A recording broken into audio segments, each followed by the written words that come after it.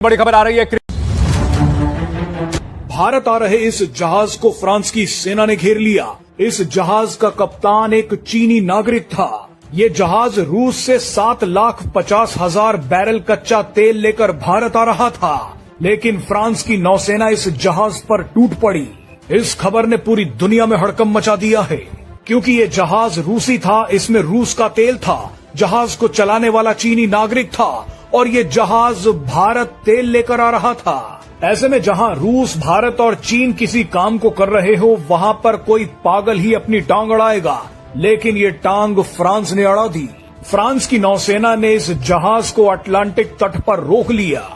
इस जहाज के कैप्टन, वाइस कैप्टन और चालक दल को गिरफ्तार कर लिया। फ्रांस ने बयान जारी किया है कि इस जहाज के कैप्टन पर मुकदमा चलाया जाएगा। लेकिन इस बड़ी घटना के बाद रूस और भारत ने जो किया वो आपको हैरान कर देगा। इस वक्त एक बहुत बड़ी खबर सामने आ रही है, तो हमने सोचा कि फौरन हम आप तक ये खबर पहुंचाएं। स्टेटमेंट सामने आती हैं, टेलीफोन किए जाते हैं। रशिया की तरफ से बहुत बड़ा स्टेप नजर आया। रात के इस पहर में ये वीडियो बना रहा हूं क्योंकि खबर ही इतनी बड़ी है, खबर इतनी ब्रेकिंग न्यूज है कि इसी वक्त, इसी लम्हे आप तक ये खबर पहुंचाना जरूरी था। ये हुआ क्या है, इस पर आगे बात करते हैं, लेकिन पहले देखिए कि फ्रांस ने भारत आ रहे इस रूसी जहाज को क्यों पकड़ा और कैसे फ्रांस अपने ही इस कांड में फंस गया है। फ्रांस इसी G7 संगठन का हिस्सा है। ऐसे में फ्रांस को लगा कि अपने देश में चल रहे बवाल से दुनिया का ध्यान हटाने के लिए इस जहाज को पकड़ा जाए, क्योंकि यहाँ पर भारत, रूस, चीन, रूसी तेल सब एक साथ मिल रहा है। फ्रांस जानता है कि अभी तक तो दुनिया भर की मीडिया उसके देश में चल रहे दंगों की कवरेज कर रही है, लेकिन इस जहाज को पकड़ लिया गया तो दुनिया का ध्यान फ्रांस में चल रहे दंगों की जगह इस रूसी जहाज पर चला जाएगा। ऐसे में फ्रांस ने इस जहाज को पकड़ने की गलती कर दी, लेकिन फ्रांस को ये गलती कुछ ही घंटों में भारी पड़ गई, क्योंकि भारत और रूस ने ऐसा तहलका मचा दिया कि फ्रांस को ये जहाज छोड़ना पड़ गया। अब ये जहाज भारत आ रहा है। आइए आपको सबसे पहले ये दिखाते हैं कि जब फ्रांस ने इस जहाज को पकड़ा तो भारत से क्या धमाकेदार खबर आई। उसके बाद आपको दिखाएंगे कि रूस ने फ्रांस को क्या धमकी दे दी। जवाब दलील के साथ दिया, बड़ा मुनासिब जवाब दिया, और अब अमेरिका की धुलाई है वो क्या हुई, जो बाकी जो कह रहे हैं सारी अकड़ वो निकल गई है। यानी अमेरिका को मार पड़ी तो उसको पाकिस्तान की कह लें कि याद जोर से सताने लगी है। अब खबरों के मुताबिक जरा सुनते जाइएगा। मीर साहब, क्या ये जो एक ब्लॉक अभी उभर के सामने आ रहा है, क्या ये एक ऑल्टरनेट हमें दे सकता है? जो अमेरिकन डोमिनेटेड एक पॉलिसी चल रही है, इकोनॉमी चल रही है, उसको टक्कर दे सकता है नया ब्लॉक आपकी नजर में?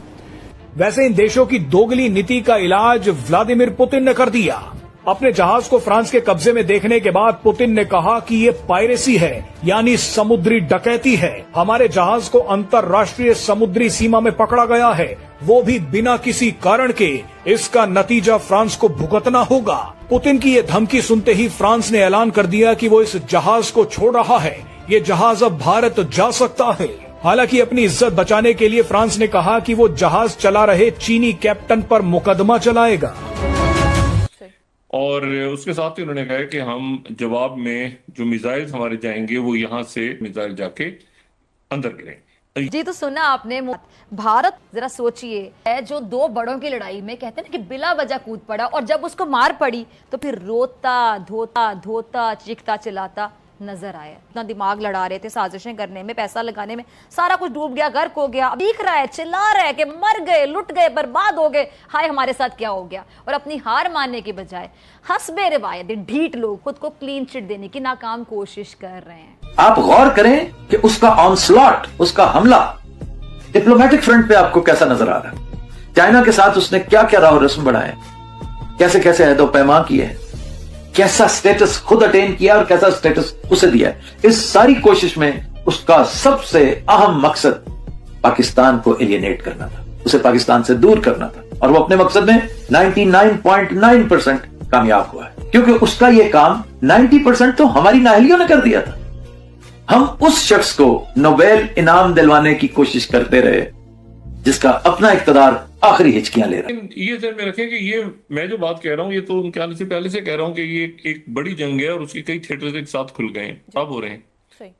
उन्होंने वहां पर मुकम्मल तौर पे ये कहा है कि हमें, हमारे ऊपर अगर अटैक हुआ, ये बिल्कुल उनके करीब है, वेस्टर्न हेमोस्फीयर। उन्होंने कहा ये अब भूल जाओ कि हमारी यहाँ से हमारे मिसाइल और एक भी गिर गया तो फिर क्या होगा, वो फिर आप जाने और हम जाने, हम जंग में जाएंगे। that says a lot. That's देखिए, जो आपकी ईस्टर्न मार्केट्स थी वो बड़ी एफ्लुएंट पहले थी जी। कंज्यूमरिज्म उनके पास है, डॉलर अमेरिका के पास है। अब मैं इनको कहता हूँ ये इमर्जिंग मार्केट्स हैं, और पर्टिकुलरली ये जो आपका रशिया और चाइना के जो दो मार्केट है, एंड इंक्लूडिंग इंडिया, ये जो मार्केट्स हैं ये एक मैं कहूँगा कि इंडिया इसमें एक नया मेंबर आएगा। चाइना रशिया की इतनी वो आप कह लो कि दोस्तियां इतनी नहीं थी जितनी कि जिस तरह अब आपने देखा कि हाथ मिलाया उसने प्रेसिडेंट शी ने जी। और प्यूटिन ने उसके ऊपर हाथ रखा और फिर उसने दोबारा उसके ऊपर हाथ रखा। There is a lot, so you know, और ये जो थरतली है इसी की और ट्रंप को पड़ गई। हाँ। वो हालांकि बोला कुछ नहीं, कह रहा है कि मैं देख रहा हूँ कि मेरे एडवर्सरीज मुझे डिस्ट्रॉय करने के लिए बैठे हैं, but at the end of the day हमने देखना है कि अवाम का फायदा कहाँ है। अवाम, whether it is in the west or in the east, waste में कहते हैं कि अगर हमने टैरिफ ना बढ़ाए तो ये हम बिल्कुल गरीब हो जाएंगे, विल बिकम पुअर। जरूरी है। ईस्ट कहता है कि तुम अगर इतने लगाओगे हम अपने नुकसान में चले जाएंगे। वो कहता है जी कि मैं जापान को 15% लगा देता हूं, लेकिन साथ ही कह देता है कि अगर ये नहीं मानते तो ईयू और जापान के साथ मैं ट्रेड भी नहीं करूंगा। सो ये ट्रेड वॉर्स जो इस वक्त चल रही हैं, ये मेरा ख्याल बिल्कुल सही कहा। दो प्रेसिडेंट पुतिन की तरफ से इंडिया को डिफेंस, और इसके बारे में ये बताया जा रहा है कि ये जो एक स्टेप लिया है रशिया ने, वैसे तो देखिए मैं ये समझती हूँ कि इसमें शौक होने वाली कोई बात नहीं है। वो क्यों? क्योंकि जो आप हैरान हो रहे हैं, आप क्यों हैरान हो रहे हैं? रशिया तो इंडिया का बहुत ही गहरा दोस्त है। क्या आप ये सोच रहे थे कि रूस भारत की ऐसी कोई मदद नहीं करेगा? अच्छा, मदद तो करनी थी भारत के, तो जितने मैं तो ये देख रही थी कि बल्कि अमेरिका की तरफ से भी कोई बात की जा रही है कि हंसी वाली बात है, बहुत अजीब सी बात है। क्योंकि क्या चाइना पाकिस्तान को असलहे से मदद नहीं कर रहा?